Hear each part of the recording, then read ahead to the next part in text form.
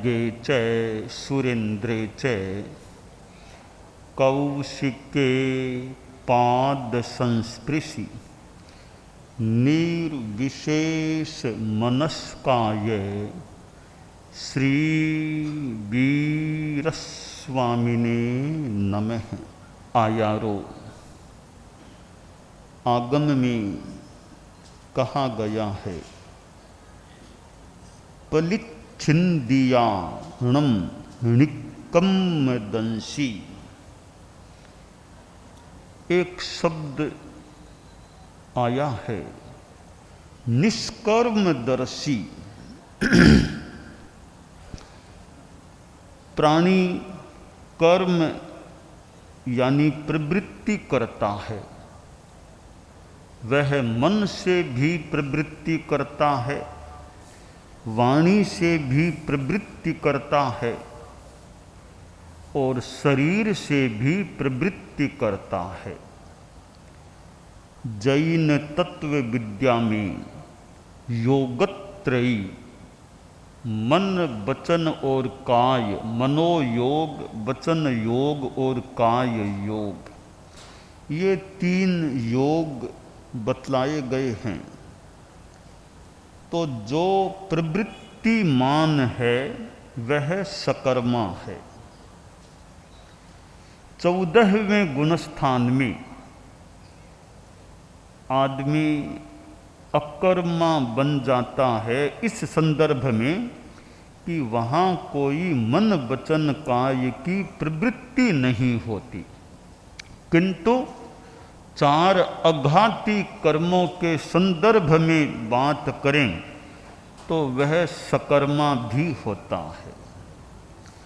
मोक्ष को प्राप्त हो जाने वाली आत्मा पूर्णतया अकर्मा हो जाती है और अकर्मा और निष्कर्मा बनने के लिए राग द्वेष को छिन्न करना, राग द्वेष का छेदन करना, उनको नष्ट करना आवश्यक होता है। जो हमारा पारिणामिक भाव है केवल उसमें रहे, याक्षायिक भाव और पारिणामिक भाव, तो फिर बिल्कुल भी कर्म न रहे तो अकर्मा है।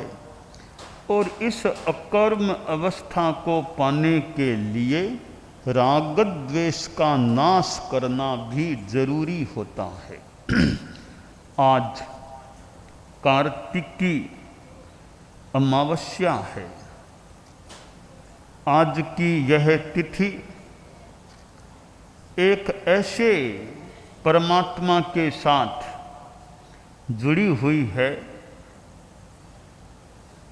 जिस आत्मा ने आज की तिथि में परमात्मा पद को प्राप्त किया था।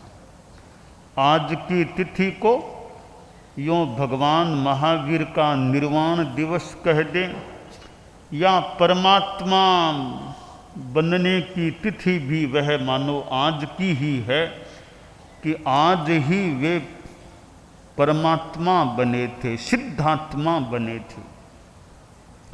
पर सिद्धात्मा बनना कितनी घाटियों को पार करना हुआ है। हम भगवान महावीर के पूर्व भवों को देखें तो कैसे कैसे कहीं कोई तापस परिव्राजक, कहीं मुनि किस रूप में साधना की है और कर्मों का बंधन भी किया है। त्रिपृष्ठ जैसा भव, वासुदेव का भव, और कैसे कितने कर्मों का अर्जन हुआ होगा। इस बात से अनुमान लगा लें कि अगला भव 7वें नरक का और संभवतः उत्कृष्ट आयुष्य का हुआ। तो कर्मों का अर्जन भी, पाप कर्मों का अर्जन भी कितना हुआ। और जहाँ नंदन राजा फिर साधु बन गए, कितनी तपस्या की और तीर्थंकर नाम गोत्र का बंधन भी उसी भव में कर लिया था। जिसने तीर्थंकर नाम गोत्र का पक्का बंध कर लिया, उसका एक भव और बीच में है, फिर आगे भव और फिर मोक्ष होना भी मानो तय लगता है, प्रतीत होता है। और तीर्थंकर बनना भी निश्चित है, मनुष्य बनना भी निश्चित है, पंचेंद्रिय होना भी निश्चित हो जाता है। कार्तिकी अमावस्या जो भगवान महावीर के साथ जुड़ी हुई है, तो इधर गौतम स्वामी के साथ भी जुड़ी हुई है। महावीर स्वामी केवल ज्ञानी, गौतम स्वामी चौनाणी। महावीर पहुँचे निर्वाण, गौतम पाए केवल ज्ञान। तो भगवान महावीर की परमात्मा बनने की तिथि तो गौतम स्वामी के लिए केवल ज्ञानी बनने का प्रसंग, और भगवान महावीर के प्रति गौतम का एक मानो स्नेह भाव, राग भाव भी था, और यह उनका संबंध पुराना था। जैसा कि बताया गया, चिर संसिद्धोसि में गोयमा, तुम मेरे लंबे काल से यानी संसृष्ट रहे हो। जब वासुदेव त्रिपृष्ठ के भव में भगवान महावीर का जीव था, तब भी गौतम उनके साथ थे। ऐसा एक प्रसंग आया है कि वासुदेव त्रिपृष्ठ के सारथी जो थे वे गौतम स्वामी का जीव था उस त्रिपृष्ठ के भव में। तो यूँ पुराना उनका मानो संबंध रहा है। तो कोई राग भाव, यूँ शिष्य गुरु का संबंध, और महावीर स्वामी गौतम स्वामी की जोड़ी, वीर गौतम की जोड़ी, कितने कितने प्रश्न हम आगम वांग्मय में देखते हैं। इंद्रभूति गौतम ने किए, गौतम तो और भी हैं, अग्निभूति, इंद्रभूति गौतम, गौतम तो कई हैं, पर ये हैं इंद्रभूति गौतम। इनके नाम से कितने उत्तर हैं, गोयमा गोयमा गोयमा। भगवती सूत्र को देखो, जगह जगह गोयमा गोयमा गोयमा। उत्तराध्ययनानि का 10वां अध्ययन देखें, समयम गोयम मापमाये, यह एक चरण कितनी बार रिपीट हुआ है। उत्तराध्ययनानि के 10वें अध्ययन को याद करना थोड़ा आसान भी है। एक चरण तो वो है ही, वो बार बार, और भी थोड़े कुछ समान से आते हैं। परिजूरयिते शरीरयम के सा पंडुरया हवंतिते से सोय बले ये हाय, आगे चक्षु बले ये घाण बले करते जाओ। बहुत इजी है याद करना कई श्लोकों को। तो उस 10वें अध्ययन में भी गोयम गोयम गोयम गोयम कितनी बार उच्चरित या उल्लिखित हुआ है। तो गौतम स्वामी जैसे गणधर भगवान महावीर के पास थे, और मानो वे इतने आसपास रहने वाले, इतने निकटता से बात करने वाले कि मानो मन हुआ बात कर लो, मन हुआ प्रश्न कर लो, प्रश्न कर लो। पता नहीं कितनी कृपा भगवान महावीर की रही होगी गौतम स्वामी पर कि चलते ही मानो आए, प्रश्न पूछ लिया, उत्तर भी भगवान महावीर देते हैं। तो यह कार्तिकी अमावस्या भगवान महावीर से भी जुड़ी हुई है और गौतम स्वामी से भी मानो जुड़ी हुई। और गौतम स्वामी को जब पता चला कि महावीर तो पधार गए, तो थोड़ा राग भाव कह दें, थोड़ा जो भी विलाप कह दें स्थिति, पर जल्दी संभल गए और संभले तो केवल ज्ञान भी। प्राप्त हो गया। आज की तिथि 4 अघाती कर्मों का क्षय करने की तिथि भी है। आज की इस रात्रि में भगवान महावीर ने 4 भवोपग्राही वेदनीय आयुष्य नाम गोत्र इन 4 कर्मों का क्षय आज की इस अमावस्या में किया था। तो अघाती कर्मों के नाश की तिथि भी यह कार्तिकी अमावस्या है। भगवान महावीर ने कितनी साधना इस महावीर के भव में की थी। लगभग 12.5 वर्षों का उनका साधना काल, कितने उपसर्ग उस साधना काल में आए, परंतु कितने समता भाव से उन्होंने सहन किया होगा। और साधना काल की एक निष्पत्ति वैशाख शुक्ला दशमी को आई, जब उन्होंने केवल ज्ञान केवल दर्शन को प्राप्त कर लिया था, मोहनीय कर्म को क्षीण कर दिया था, अंतराय कर्म को क्षीण कर दिया था।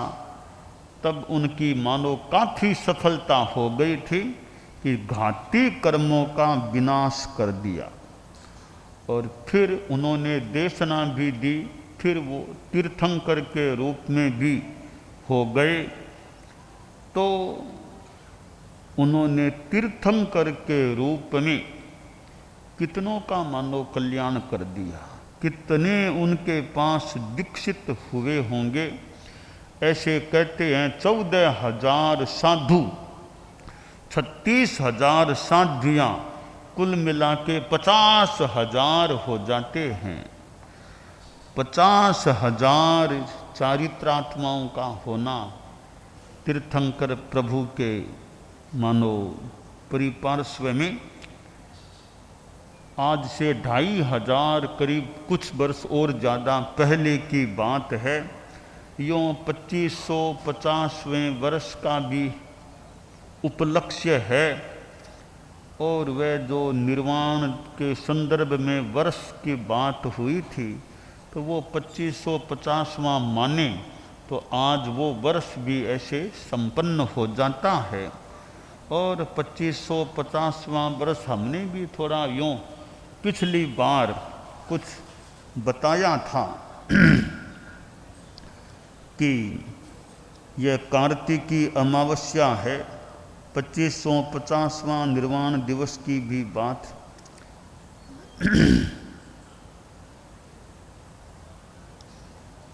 और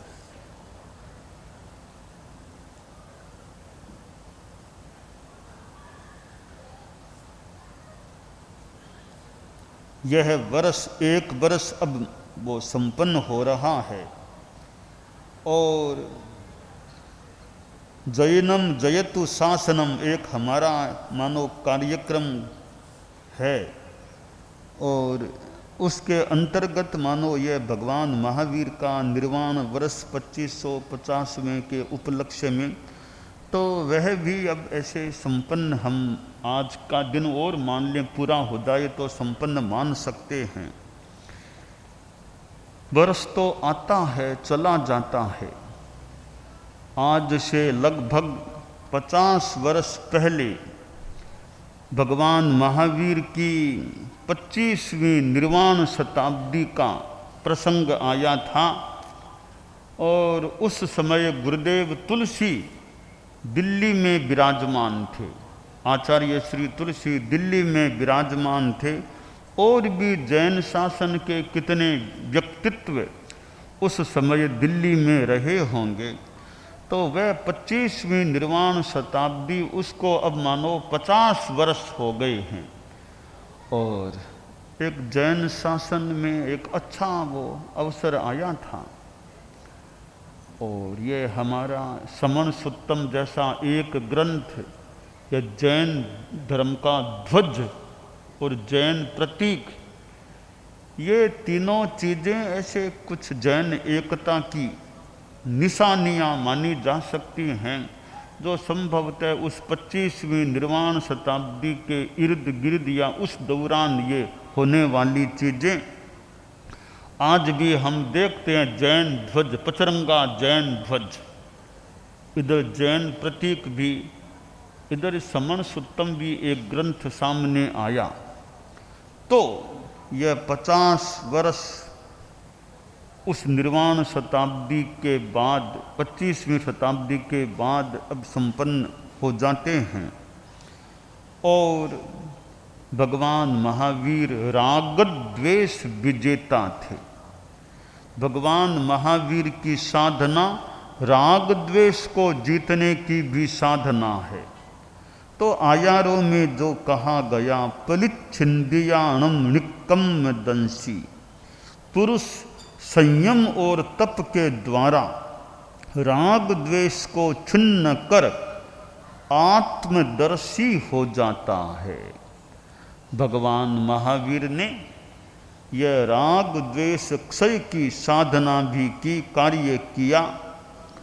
और कितना उन्होंने ध्यान का अभ्यास किया होगा, कैसे अकेले विचरे हैं, उन्हें कोई भय कभी लगा या नहीं लगा, अकेले कैसे यूं। हालांकि गोसालक जी का योग भी मिला, तो एक से कुछ 2 भी हो गए थे साधना काल में।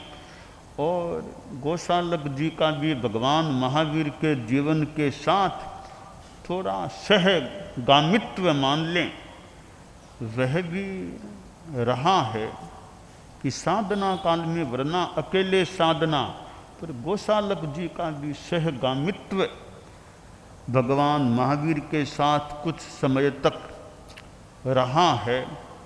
और यों अचेल अवस्था, थोड़े समय के लिए थोड़ा वस्त्र भी उनके शरीर पर रहा है।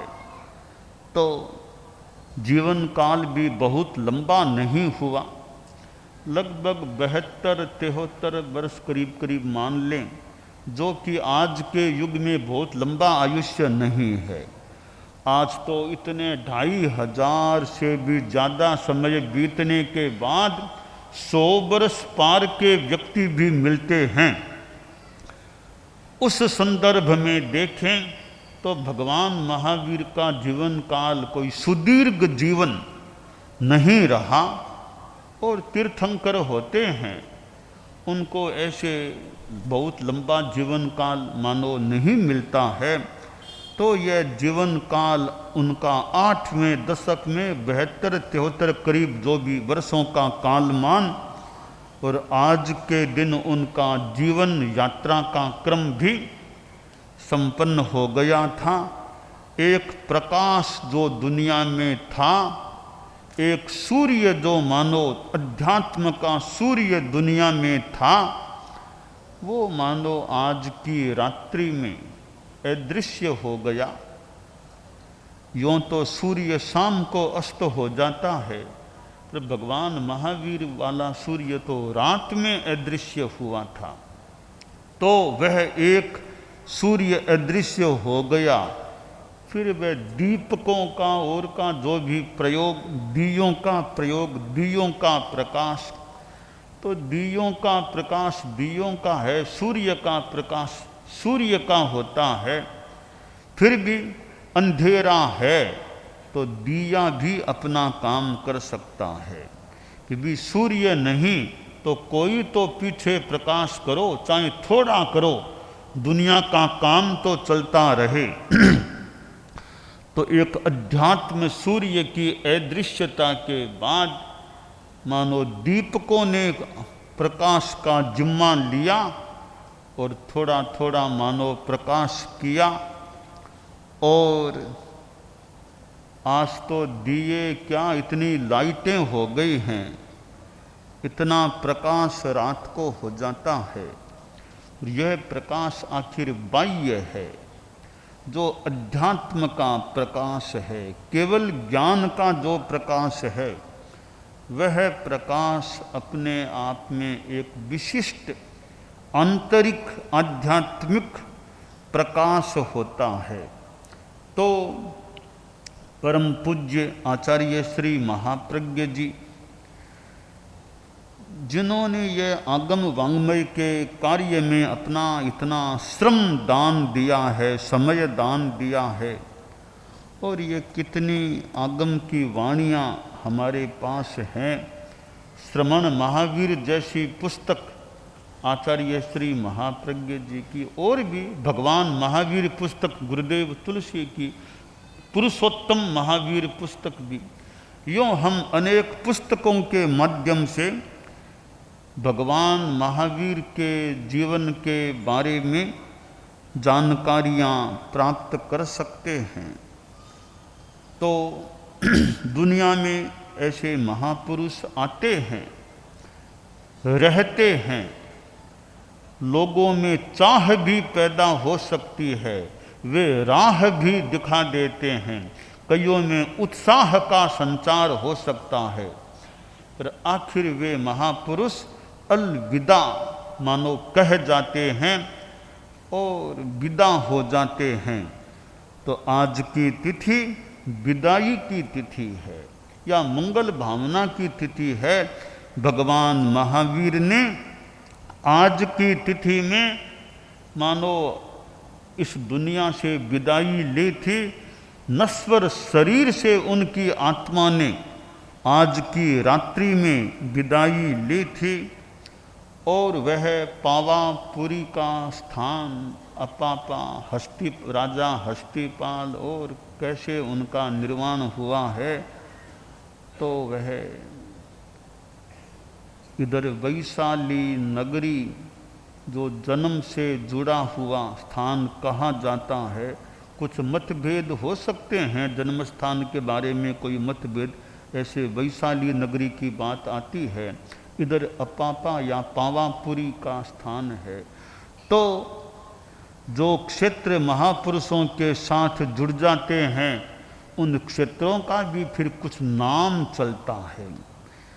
तो राजगृह क्षेत्र भी हम आगम वाङ्मय में देखते हैं। रायगृह भगवान महावीर का एक प्रवास का मानो बहुत अच्छा मुख्य क्षेत्र, चतुर्मासों का मुख्य क्षेत्र राजगृह। फिर वो नालंदा, और तो ये ऐसा क्षेत्र राजगीर जहाँ भगवान महावीर के कितने प्रवास हुए, कितने चतुर्मास हो गए। तो अपने अपने क्षेत्रों का भी अवसर होता है कि ऐसी महान आत्माओं का प्रवास वहाँ होता है। तो हम जैन शासन में हैं, भगवान महावीर की परंपरा में हैं, और भगवान महावीर की परंपरा के अंतर्गत हम आचार्य भिक्षु की परंपरा में हैं, भिक्षु शासन में हैं, 13 पंथ शासन में हैं, जैन शासन के अंगभूत 13 पंथ शासन में हैं। तो मूल जैन शासन है। जैन शासन के ये अनेक अंगों में एक अंग ये श्वेतांबर 13 पंथ है। तो हम भगवान महावीर की आत्मा की अभिवंदना करें कि ऐसी आत्मा इस दुनिया में मनुष्य के रूप में पैदा हुई और आज की तिथि में अलविदा भी मानो कह गई। तो हम राग द्वेष का छेदन करने की दिशा में बढ़ते रहें, जब तक पूरा छेदन न हो जाए, जब तक मोहनीय क्रम का नाश पूर्णतया न हो जाए, क्षीण मोह अवस्था प्राप्त न हो जाए, तब तक हम प्रयास जारी रखें। और जैसा आयारों में कहा गया है, कलिच्छिंदिया णम निकम्म दंसी, संयम और तप के द्वारा राग द्वेष को छिन्न कर आत्मदर्शी होने की बात है। हम राग द्वेष को कम करने की, प्रतनो करने की साधना करें, यह कम है।